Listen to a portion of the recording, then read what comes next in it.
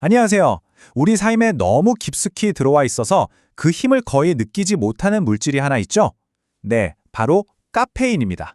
오늘은 이 보이지 않는 힘이 어떻게 우리 세상을 송두리째 바꿔놓았는지 그 이야기를 한번 따라가 보려고 합니다. 자, 이 문장 한번 보세요. 모르핀은 고통을 멈췄고 니코틴은 욕망을 자극했다. 하지만 카페인은 아무 일도 없는 것처럼 보이며 모든 것을 바꾸었다. 와, 정말 카페인의 본질을 꿰뚫는 말 아닌가요? 아니, 도대체 어떻게 아무 일도 없는 척하면서 세상을 바꿀 수가 있었을까요? 지금부터 그 비밀을 한번 파헤쳐보죠. 이 카페인의 영향력을 제대로 이해하려면요, 딱 세 단계를 따라가 보면 됩니다. 바로 각성, 관리, 그리고 통제. 이 세 가지 키워드인데요. 이게 일종의 지도 같은 거예요. 카페인이 어떻게 우리의 아침을 넘어 사회 전체를 완전히 뜯어고쳤는지 이 지도를 따라가면서 한번 살펴보겠습니다. 자, 그럼 첫 번째 단계부터 시작해볼까요? 바로 각성의 시대입니다. 세상이 말 그대로 잠에서 깨어나는 시기죠. 모든 이야기에는 시작이 있잖아요. 카페인의 이야기는 우리가 지금처럼 아침에 당연하게 커피 한 잔 하는 그런 시대보다 훨씬 더 이전으로 거슬러 올라갑니다. 카페인이 처음으로 세상을 뒤흔드는 혁명적인 힘으로 등장했던 바로 그 순간으로요. 그럼 그때는 어땠을까요? 카페인이 없던 세상 상상해 가시나요? 사실 그 시대는요, 알코올의 시대라고 할 수 있어요. 아침부터 저녁까지 사람들의 일상은 늘 술 기운과 함께였죠. 그런데 바로 그때 카페인이 등장하면서 완전히 새로운 의식의 상태를 선물한 겁니다. 흐릿한 취기에서 벗어나서 아주 또렷하고 명료한 정신, 바로 각성의 시대를 연 거죠. 이 깨어난 정신은 그럼 어디서 시작됐을까요? 바로 커피하우스, 살롱 같은 새로운 공간들이었어요. 여기는 그냥 커피 마시는 곳이 아니었죠. 말 그대로 아이디어와 토론, 심지어는 혁명이 들끓는 인큐베이터였습니다. 생각해보세요. 이전까지 술 기운에 몽롱하게 이야기하던 사람들이 이제는 카페인의 힘으로 또렷해진 정신으로 세상을 논하기 시작한 거예요. 바로 여기서 근대적인 의미의 시민이 탄생하게 됩니다. 정말 엄청난 변화죠. 그래서 처음에는 이 깨어있다는 느낌이 마치 자유처럼 느껴졌다고 해요. 이게 정말 중요한 포인트인데요. 이때까지만 해도 각성은 온전히 나의 선택이었습니다. 내가 원할 때 지적으로 더 깊이 파고들고 나를 표현하기 위해 사용하는 아주 강력한 도구였던 거죠. 하지만 이 자유로웠던 깨어있음은 그리 오래가지 못합니다. 이제 이야기는 아주 결정적인 전환점을 맞게 되는데요. 카페인의 역할이 완전히 180도 바뀌기 시작하는 거죠. 바로 선택이 필수가 되어버리는 관리의 시대가 열립니다.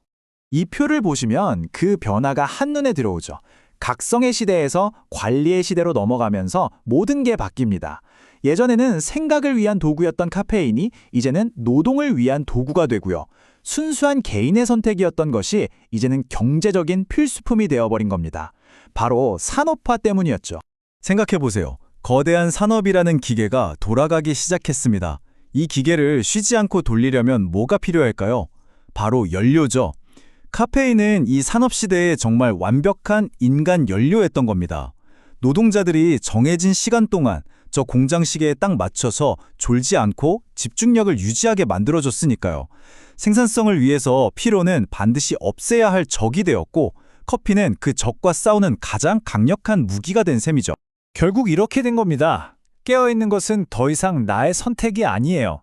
사회가 경제가 나에게 던지는 요구가 되어버린 거죠. 이 새로운 시스템에 참여하려면 당신은 깨어있어야만 합니다. 라고 말하는 것과 같았어요. 자, 그리고 이 흐름은 마침내 우리가 살고 있는 지금 3단계로 이어집니다. 바로 통제의 시대. 이제 카페인의 영향력은 너무나 당연해서 마치 공기 같아요. 우리가 숨 쉬는 걸 의식하지 않는 것처럼 카페인이 우리를 통제하고 있다는 사실조차 거의 느끼지 못하는 거죠. 그렇다면 한번 생각해 볼까요? 오늘날 우리에게 깨어있다는 건 대체 뭘 의미할까요? 이 질문에서부터 우리가 지금 카페인과 어떤 관계를 맺고 있는지 그 마지막 분석을 시작해 볼 수 있을 것 같습니다. 현대인의 삶을 한번 보세요. 우리는 늘 켜져 있어야 하죠. 스마트폰, 컴퓨터. 24시간 잠들지 않는 디지털 세상 속에서 우리만 잠들 수는 없잖아요. 바로 이 지점에서 카페인은 정말 무서운 힘을 발휘합니다. 우리를 이 항상 켜져 있는 상태로 유지시켜주는 뭐랄까 일종의 완벽한 운영체제 OS가 되어버린 거예요. 게다가 이건 규제도 없죠. 중독되어도 그게 당연한 세상이고요. 결국 깨어있어야 한다는 이 압박은 이제 너무나 자연스러운 게 됐어요. 우리가 그걸 의식조차 못할 정도로요. 이건 더 이상 선택의 문제도 요구의 문제도 아닙니다. 그냥 우리가 살아가는 세상의 기본값, 당연한 사실이 되어버린 거죠. 자, 그럼 이 기나긴 여정을 한번 정리해보죠. 대체 카페인은 어떻게 이렇게 완벽한 승리를 거둘 수 있었을까요? 그 최종 방정식을 한번 풀어보겠습니다. 이 말이 정답인 것 같습니다. 카페인은 사람을 바꾸지 않았다. 단지 사람이 깨어 있어야 하는 이유를 바꾸었을 뿐이다. 정말 소름 돋지 않나요? 생각해보면 그래요. 카페인 자체는 그대로였죠. 하지만 시대가 변하면서 우리가 깨어 있어야 하는 이유가 계속 바뀐 겁니다.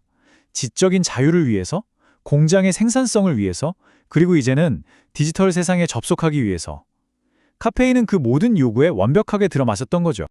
그리고 이게 바로 카페인이 세계를 정복한 진짜 비결입니다. 가장 성공적인 물질은요, 역설적으로 가장 위험해 보이지 않는다는 것.